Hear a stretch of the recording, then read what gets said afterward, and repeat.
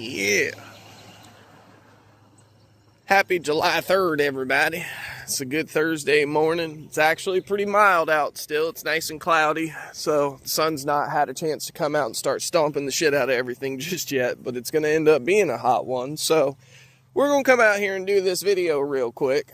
So I was talking to Randy and Randy over at Never Done Projects in one of their live streams, and Big Randy said the question, what is a vr6?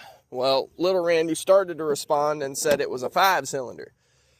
No, the VR5 is a 5-cylinder. However, the VR6 is a 6-cylinder. Note the 6. This is a VR6 head gasket. Now, I don't have one of these motors taken apart or torn down or anything to really show you much, but this is the head gasket. As you see, the cylinders are in a bit of a wonky shape. It's kind of a W in the VR5, but it's like a W with a cursive swoop with the 6. Now, originally, this engine, from what I have seen in other videos from people way smarter than me, and from what I have noticed reading stuff on the internet for myself, this motor was originally developed to be a diesel. And some trials and tribulations and things, and it ended up not becoming a diesel. It is a gasoline motor. I'd like to see a diesel variant, but I don't know that I've ever seen one, and I'm not sure that it ever made it to production. I don't even think that there was a working singular version. But anyway, you ask yourself, why would you want to do this? Like, what is the purpose in having such a funky layout for your cylinders? Well, size. Number one, this is a 2.8 liter. Most 3-liter V6s back in the late 80s, early 90s, like the Toyota Camry, the Dodge Stealth, or 3000 GT from Mitsubishi. Anyway, Ford Probe, they were all giant motors.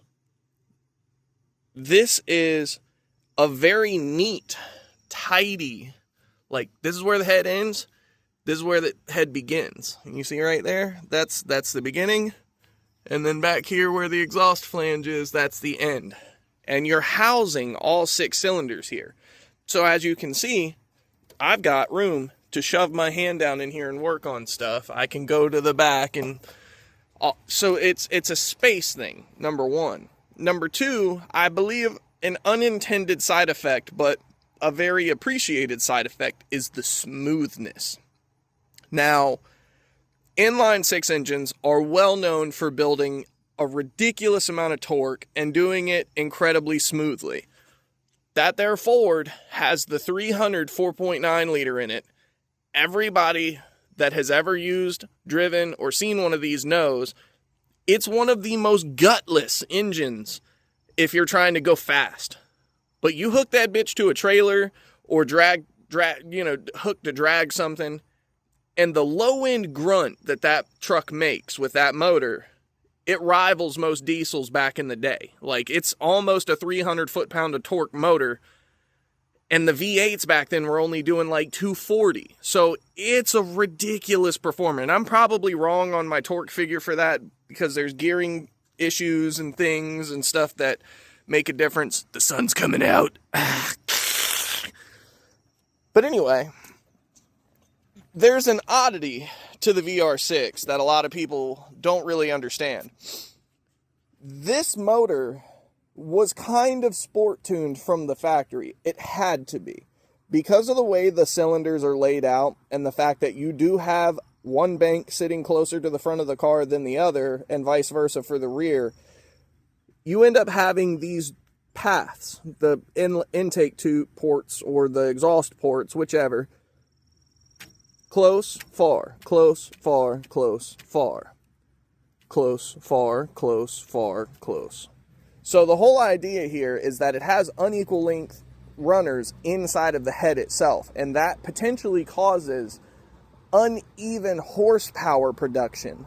And so to combat that, Volkswagen basically had to design this intake manifold the way they did so that it would be even power production across all 6 cylinders, and same for the exhaust. And so simple things like cheap $100 eBay headers and stuff, yeah, it's a great dress up part. And yes, if you're revving this thing to 6,000 RPM constantly, it will help. But for the most part, these have been set up pretty decently from the factory to not really be improvable as far as just basic bitch bolt-on stuff. You can get into forced induction, you can put cams and pistons and rods, you can stroke these, you can do all the normal things that you can do with any other motor with this. But the point is, from a factory perspective, oh, it's good to see that that bolt's loosened itself up. Somebody's been under there at some point. The point is, because of what this motor is and the space that you have and all of the different good stuff going on, you have a perfect balance of horsepower and torque. That's where I was going to go from there, from the inline 6 story. Inline 6s create torque. They don't really make a lot of horsepower. Some of them do, and all of them can, but from the factory, when we're just talking about a factory performance perspective, most of the time you want the inline 6 because it's torquey and because it's smooth. The V6s, they tend to build a bit more horsepower. For some reason, the V-style motor, it responds pretty good to revving. It's not as good as a 4-cylinder or a inline 6 balancing, but all in all, when you incorporate the best of both of these worlds, you end up with a really balanced engine that just performs. It feels good, it pulls strong all the way from idle up to the maximum RPM if you so choose to run it that high. These motors are durable. Because they were designed around a diesel, the deck is so damn thick in so many places, and it's a cast iron block with an aluminum head. There's 2 valves per cylinder, 1 intake valve, 1 exhaust valve. It's an overhead cam system, but there's no rocker arms. There's no adjustments. This bad bitch has hydraulic lifters that sit over top of the valves directly. So you don't, other than changing out to higher quality lifters during a cam swap, there's no upper end adjustment. So there's, unless you have a dead lifter or something, there's no need for you to pull the valve cover off. You don't need to adjust this motor. Some of the earlier, and Volkswagen's been doing hydraulic bucket lifters over top of the valve since the 70s. When they introduced their 1.6 diesel and then the 1.7 gasser after all of the air-cooled stuff, all of the water-cooled stuff has had the cam sit directly on top of everything with no rocker arms that I'm aware of. I'm sure there may be models out there that have some, but I haven't seen them and I've never researched them. But for now, this is a cam over top of the lifter, over top of the valve. Super simple. Everything's straightforward. There, it adjusts itself hydraulically based on oil pressure that gets to the lifters. So, beautiful stuff. That's why you hear a little bit of clatter in these motors when you first start them after having let them sit for a few days, because all the pressure from the lifters bleeds off and just kind of goes down and sits on top of the valve stems, and it's whatever. They'll even smoke a little bit in higher mileage because those valve seats, valve stem seals will leak a little bit. Some of that oil will end up just barely creeping past it and end up on top of the intake valve and then just bloop, bloop, bloop, drops right down in. But the point is, you can turbo these, supercharge them, you can stroke them in a build, you can do anything that you want with these motors. And because of how simple they are, there's not a lot of engine management going on here. There's a single camshaft sensor up there on the back of the motor running to the cam. There's a single crankshaft sensor over here to the left of the engine mount down in the block. And that's pretty much it. This thing runs. There's an intake temp sensor. There's a couple of knock sensors. I actually think this car only has 1 knock sensor. Because it's OBD1, I only have 1 O2 sensor. It's the upstream one. So it's a pretty simple system. It just looks complicated because it's just compacted in here. You look at the motor, and unless you've worked on one of these before and you know that those bolts there directly conflate holding the manifold down, and then you know that there's some on the back, that's how you open these motors up. That's how you get to everything to begin with. Is it a good motor? Yes. In my opinion, every single VR6 motor I've ever had, even if they were old and had 200,000 plus miles on them, they were all great engines. They did what they were supposed to do. They were reliable. I'd get good performance and power, good fuel economy, good torque when I'm trying to go places. Just good all-around balanced engines. And they're expensive to build. Less so than they used to be because there's other versions of this motor that now exist. This VR6 specifically is actually the second rendition of the 12-valve VR6. The engine code is AAA. It's a AAA 12-valve VR6. This is an OBD1 model, but this is not the OBD1 model. This is the coil pack model right here, which is the difference.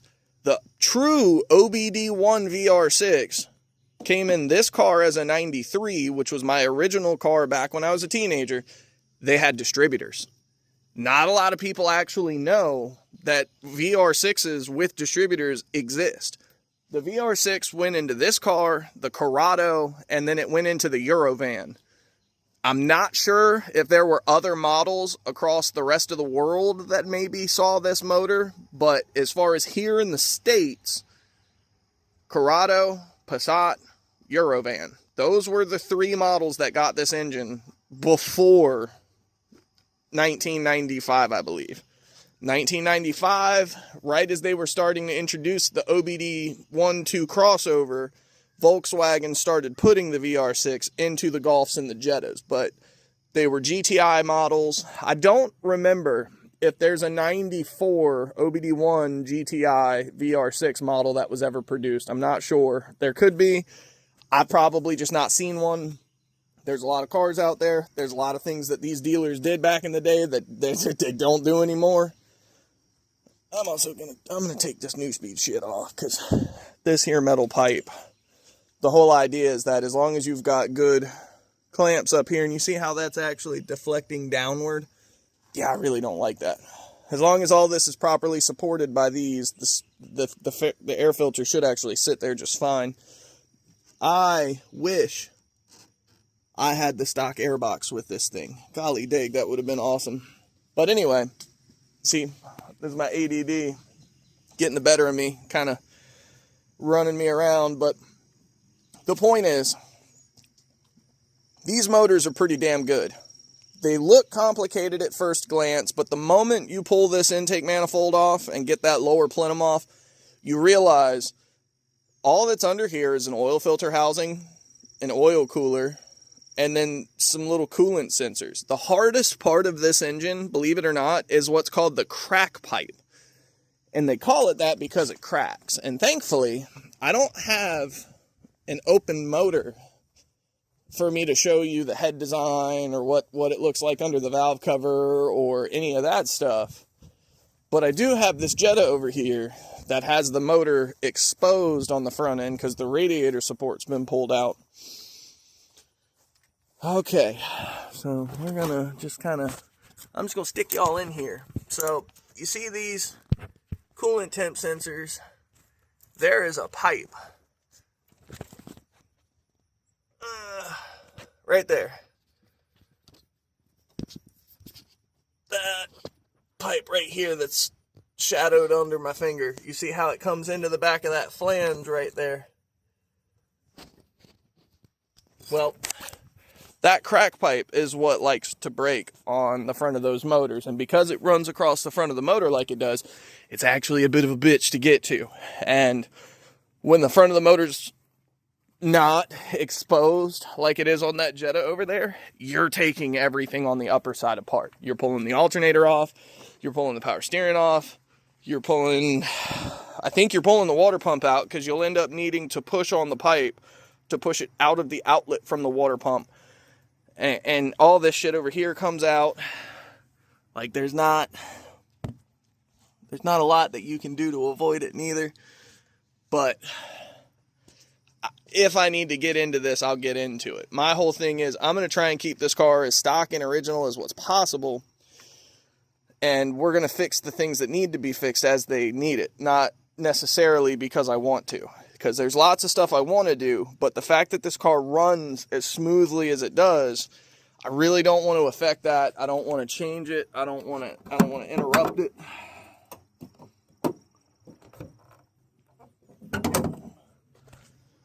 I love that front end. It's so good. City man slinging down the road. Yeah, look at this bad bitch. I swear, I'm so... Oh. Okay. Well, anyway, this little explanation of a VR6 is not intended... It's not intended to completely alleviate... Oh, look, that's the heat shield that I was talking about that goes up front. That's awesome. Okay, cool. Oh, look. Oh, look. I'll have to count that and see if it's the whole set later. Anyway, the point was, these cars are kind of funky at first glance just because a lot of people never got the opportunity to see them or work on them back in the day. I had one back when I was 17, and even with all of this lavish luxury, I still managed to nickel and dime myself into keeping my other car running. Pretty sure I can do it with this one too, especially since this one's in much better shape than my other one was. They're not terribly far apart in condition. If I ever figure out how to like edit properly, I'll see if I can find a picture of my old car, because I only have one picture of it behind a gas station kind of by one of my ex-girlfriend's house, shortly after I'd put a set of wheels on it. Actually, the wheels that are on this black car over there were what I had on mine, and like I've said in the other videos, this is my dream car. I should have never gotten rid of my green one, but I gave it to the girl I was dating at the time to try and help her out. She was graduating from high school, needed a ride, something reliable, and I had pretty well fixed everything on mine that needed immediate attention, except I think it didn't have AC. If I could have charged the AC in that thing and had a working AC, it would have been great, but like the HVAC in these cars is always weak. Volkswagen did dumb shit. The Jetta, I didn't record doing the heater core, but I did the heater core on it, and part of what I did while I was in there was take a little bit of sheet metal, some flashing, and I RTV'd it to the HVAC blend doors. The foam that they used on these likes to deteriorate. I've actually got a vent on the driver's side. That top vent on the left is it's full of foam behind it. So I'm actually gonna have to get the vacuum out and try to suck a lot of that stuff out of there. And eventually, you saw the heater core in the trunk. We're gonna do a heater core on this car, but I'm trying to have it and drive it for a few months before I decide to do that. So, anyway, this is a short video. I didn't figure it needed to be terribly long. It's one of those things where you can absolutely look up a more detailed video and find 1,000 of them. I was simply trying to, from a poor guy's perspective, from an enthusiast perspective, explain what the motor is. I'm also a really big fan of the 2-liter motors that these cars came with. I don't hate many Volkswagen engines at all. I'm not the biggest fan of the new engines, but I'm most definitely not a fan of the newest ones. The older ones, however, I'm an enthusiast for the brand, because I've had so many different cars and, you know, just different projects. Each one had something I loved about it. And there's been lots of non-Volkswagen vehicles that I've owned.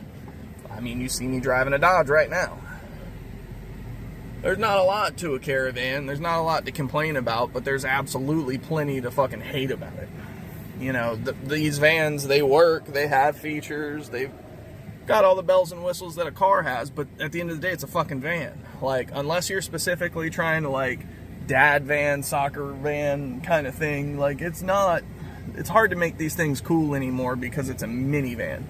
It's not like the 70s where there's this big, you know, hippie van love craze where everybody's trying to paint wizards and dragons and shit on the side of their fucking Chevy G10s or whatever they are. But it's like, it's hard to do anything with stuff like this just because the average person doesn't care about it. You know, I want to find some Charger or some Challenger, you know, 18s or 19s to put on this thing. I'd like to find a set of lower end springs for it. But there's just so much shit that I can't immediately do because I can't find it because nobody wants to do this stuff.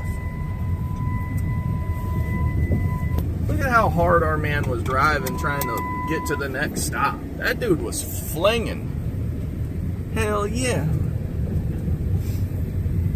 We're just driving this around to add a little bit of time and cushion. So I guess I'll share a little bit. I've had a bunch of VR6s over the years. Like you know, my name up here is VR6 Prodigy. I don't really claim anything to that title. It was just something cool I came up with that I thought was cool back when I was a teenager getting my first VR6 car. There's nothing really behind that, but I have had a bunch of these cars, and I've had a few GTIs that made really good power. I've had a couple of, you know, these Passats now that were just mostly stock with like a chip or whatever minor shit I could delete, like pulling power steering or something. Like, the VR6s that I've owned in the past have all treated me really well. Even, like I said, the high mileage ones. So for me, this car was a safe bet because at the end of the day, it's a motor that I know how to work on. It's a motor I'm familiar with. There's things that they do that it might catch me off guard.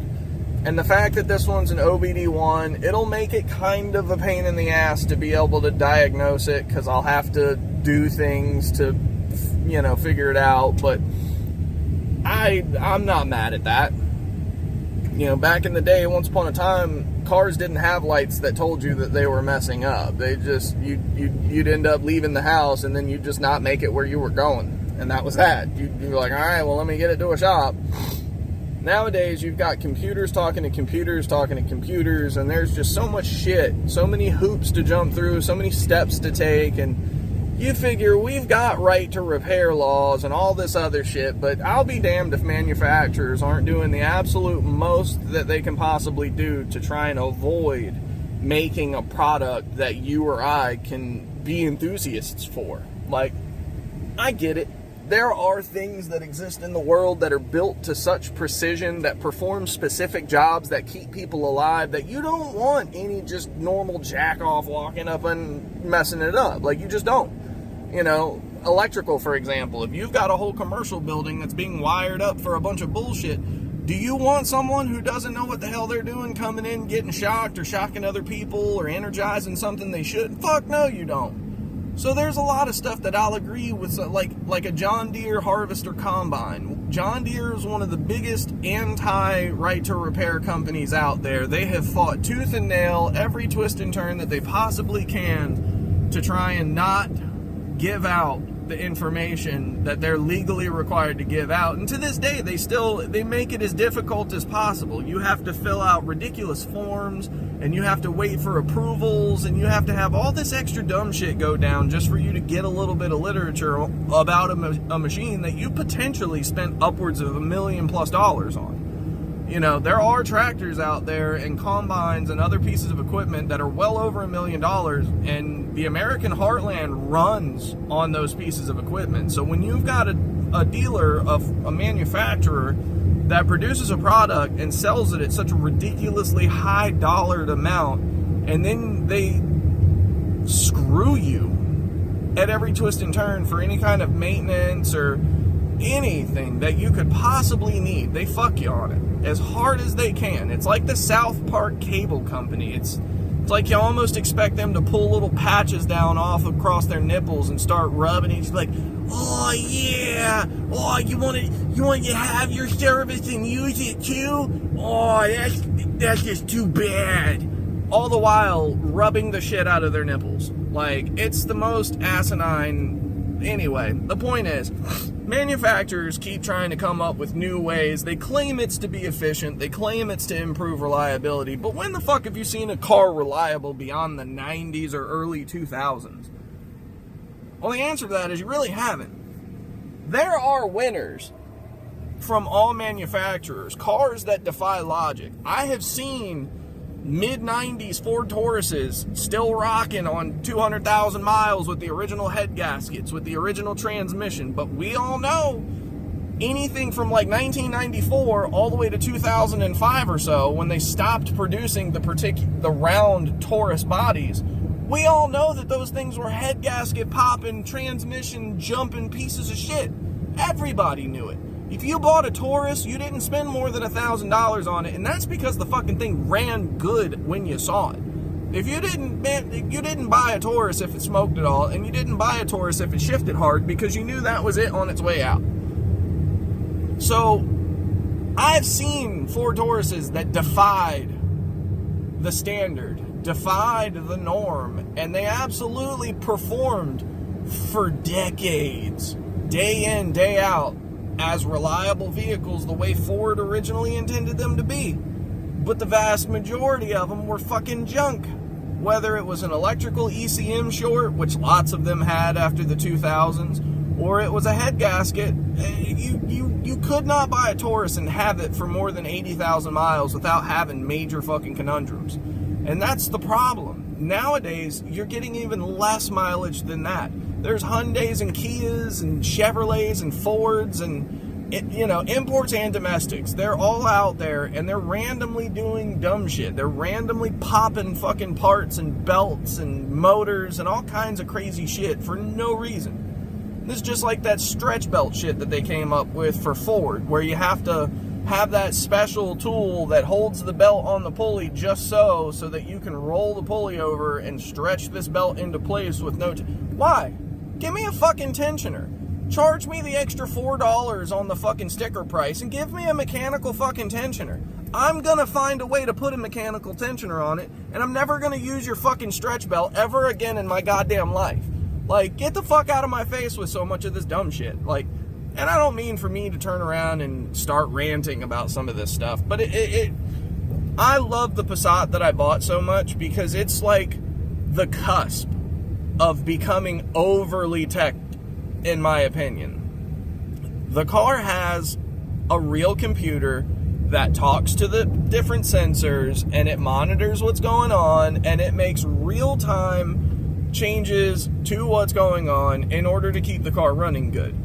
But I don't need a laptop or a scanner to fix anything. If my ECM goes bad, I can literally plug in a different ECM. My car doesn't have an immobilizer, so there's no trickery or anything where I have to pair this key or this remote or... No, there's none of that. I don't have that. That's not a problem I have to deal with. Fuck that. It's not something that I'm gonna go down, There's a shot that maybe one day if I find a B4 in the junkyard and it has a keyless system, I may pull out the keyless harness and stuff, and I may go ahead and add that into the B3 and go ahead and turn it into a keyless entry car. But that's a quality of life update from a newer model. That's not me going out of my way to fuck a bunch of shit up to make something stupid work. But the fact that I can, with my car being as old as it is, go to a slightly newer model and then plug and play the fucking harness into it. Like, are you kidding me? It's that simple. But then you've got Ford and Chevy and Dodge and all these dumb motherfuckers. Oh, look at the turtle. Look at the turtle.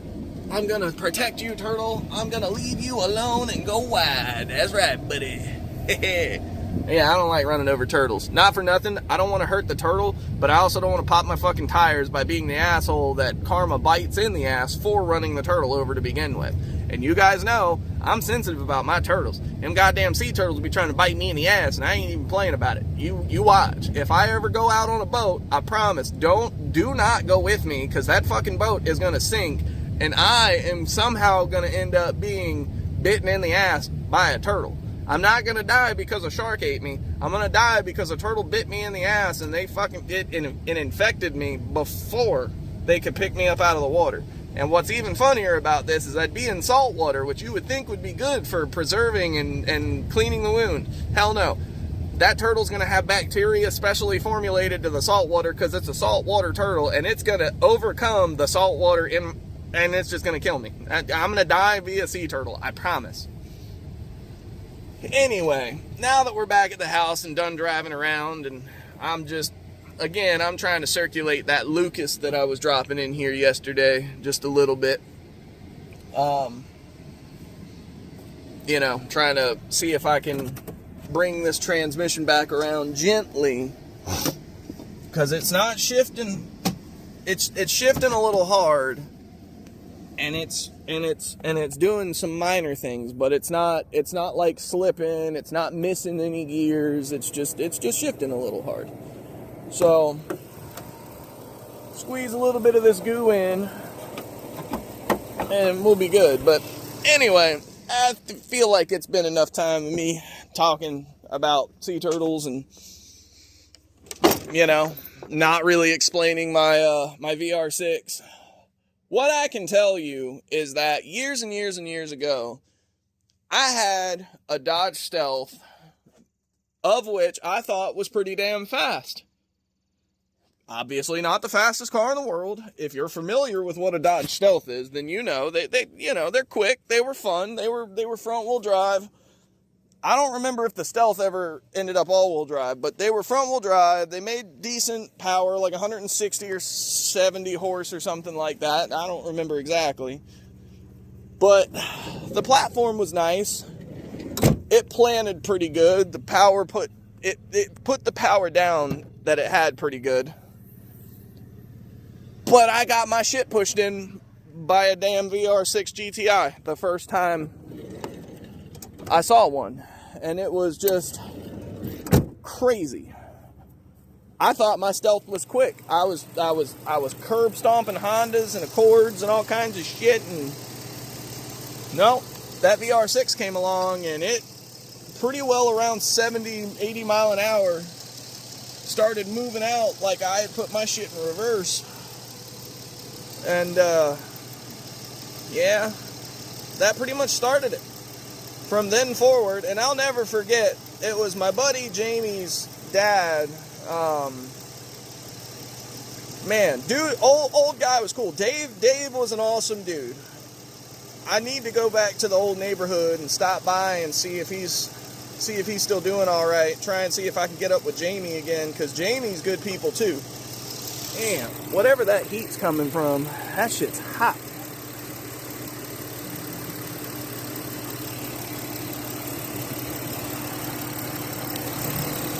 I appreciate Dodge leaving some kind of a transmission stem spout here. It's not a dipstick.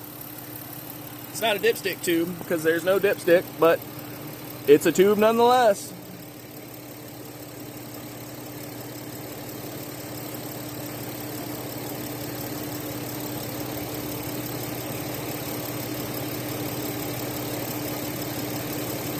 Try not to put too much of this in too fast. Like, I could have dumped the whole bottle in there yesterday, but I don't want to shock the transmission into having good fluid shoved back into it. You know, this Lucas stuff's pretty damn thick, so it goes in and it can gum a bunch of stuff up if you're not careful. So I added about a half a bottle yesterday, and I think I'm going to go ahead and do the rest of the bottle today. And then I think I'm going to run into town. Actually, you know what? I'm going to stop right here. Yeah. There's not a lot left in this bottle, but that's okay. Good thing it's red, right? Love it.